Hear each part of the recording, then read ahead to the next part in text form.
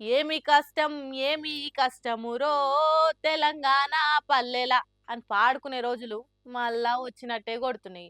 రాజులు లెక్క బతికిన రైతన్నలు గొట్ట గొట్ట శోకాలు పెడుతుర్రు పాపం.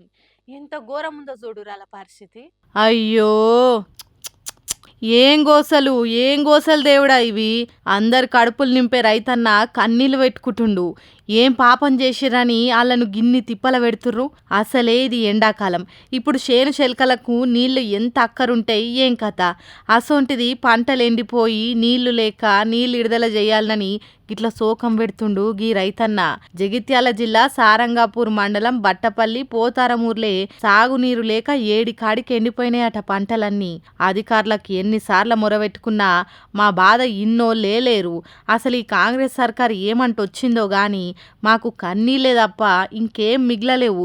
జర నీళ్ళిచ్చి పంటలను బతికిచ్చుర్రి అని వేడుకుంటుర్రు సర్కార్ను.